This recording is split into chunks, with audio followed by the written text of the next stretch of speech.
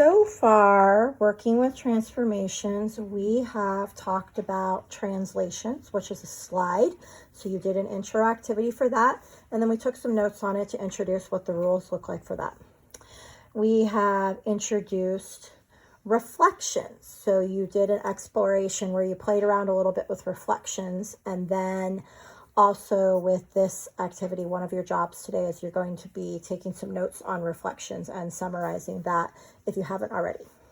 What we're going to introduce today, what you're going to play with a little bit today, is rotations, which is the third of our 4 transformations. So remember, a rotation is a spin. Today's activity, when you open it up, it looks an awful lot like yesterday's activity because it's a very similar idea, but with a very important difference.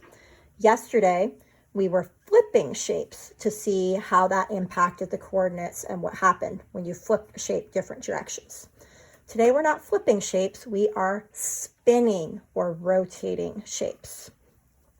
So in order to play with this and get some ideas with how rotation works, the basic setup of this activity is going to be very similar to the setup for your reflections activity. So you are going to need to graph your starting points. You are also going to need a sheet of wax paper, tracing paper, or other see-through paper to do this activity. So if you need to pause the video and go and grab that, then please feel free to do that now. Assuming you have your wax paper or your tracing paper, what you're going to start by doing is exactly what we did yesterday. And you can see I've already done it because we did it yesterday, so the recap.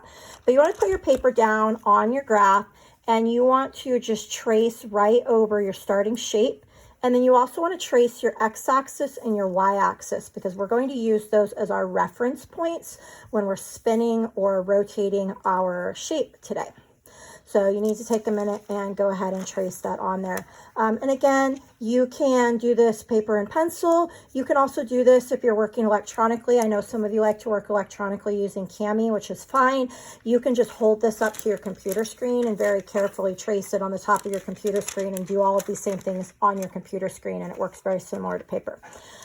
Before I show you how to rotate a shape and introduce how today's exploration works, I want to tell you, when you are reflecting shapes, some of the reflections, so if you're reflecting straight up and down or straight side to side, it's a little easier to visually kind of tell where the shape landed. So I had you use your wax paper to actually flip the shape over and just verify where it landed. But a lot of you probably looked at it and went, oh, I could have done that without the tracing paper, without the wax paper.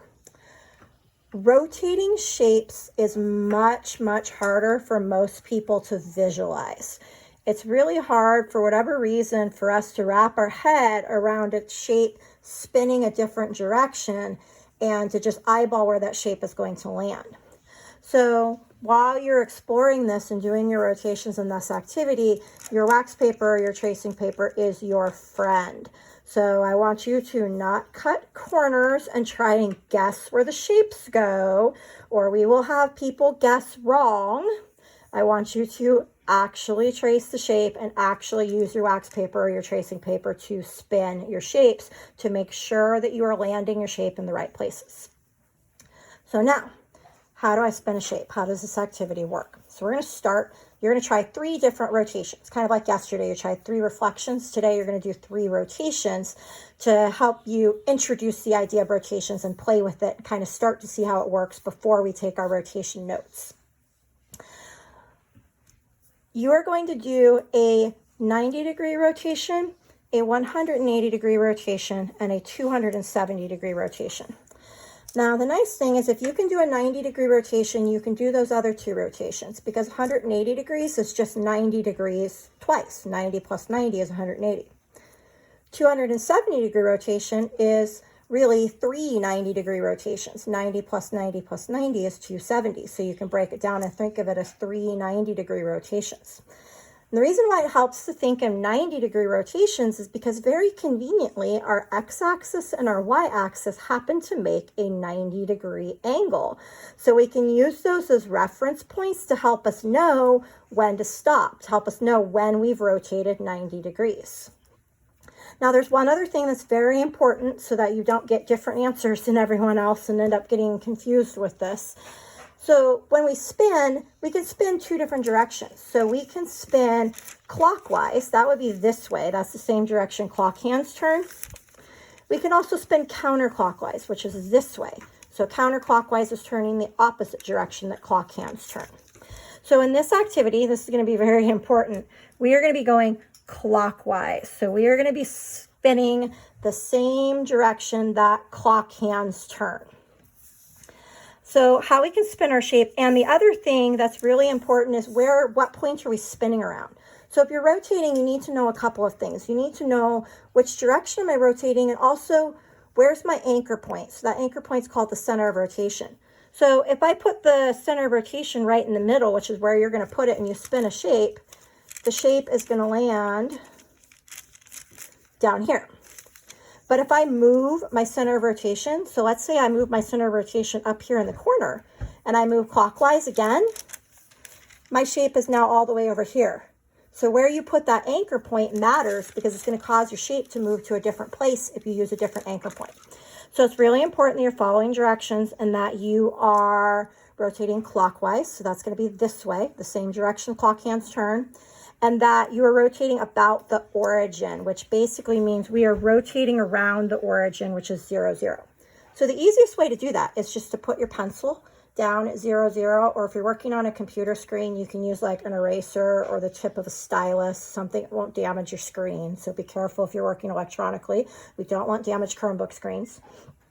We're going to rotate clockwise 90 degrees. So remember, so our pencil's kind of holding this down so that it'll pivot around where our pencil is.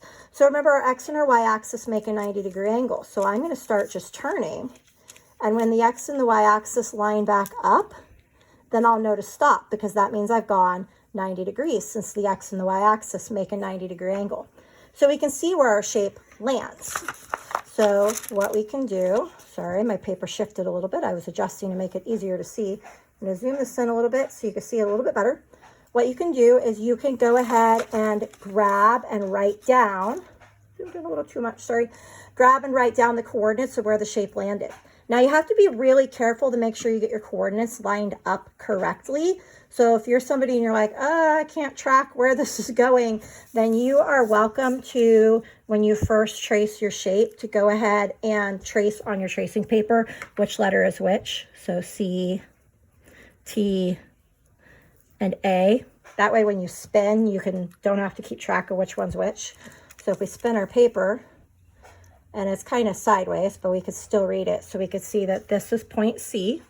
So you can grab that and you can write it down. So point C landed at 1, 2, 3, 4, -1. So point C is at 4, -1.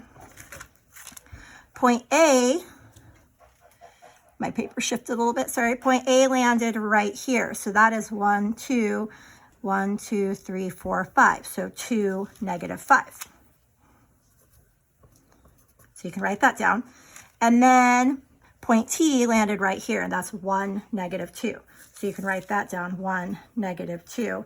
And then once you've written those down, you can move your tracing paper out of the way, and you can go ahead and draw the triangle on your graph, just so you remember where that triangle landed. So my final triangle is C prime at 4, -1. And you want to make sure that you label so that we could see that that's where point C landed.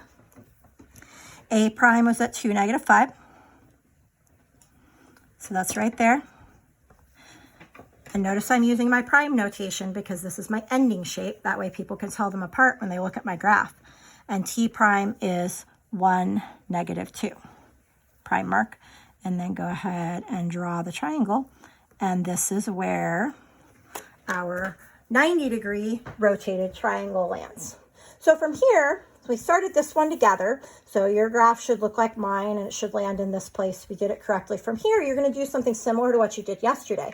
So this question asks, how do the coordinates of C prime, A prime, T prime, so that basically means our image or our red triangle, compared to the original coordinates. So you're going to look at these coordinates, the numbers, and you're going to look at these numbers. And you're going to tell me, if you're not already, some of you might be looking at it and noticing some things. What do you notice about the connection between the original numbers and the new numbers? How are they connected? So you're going to write down your observations right there. So you're going to use the same idea. So we just did most of the 90-degree rotation together. All you have to do is just write down your observation, and then you're done with that one. You are going to keep going on this activity, and you're going to do the same thing with a 180-degree rotation and a 270-degree rotation. So if you start with your original shape, remember 180-degree rotation is just 90 degrees twice. So that would be, get my pencil in the right place here. So that would be 90, 90 again. So your shape is going to land over here. 270 is 3 90-degree rotations. So 90, 90, 90. Again, your shape's going to land over here. So in this activity, you should end up with a triangle in each of the different quadrants. The original, the 90, the 180, and the 270. What you have to figure out, and this is where your tracing paper is going to help you, is where exactly is it going to land in those locations. You want to make sure you get your triangle into the right spot so that you're making accurate observations. So that is how you do this activity. So when you are ready, you're going to go ahead and answer your last question for the 90-degree rotation, and then you're going to keep going and you're going to try the 180-degree and the 270-degree rotation.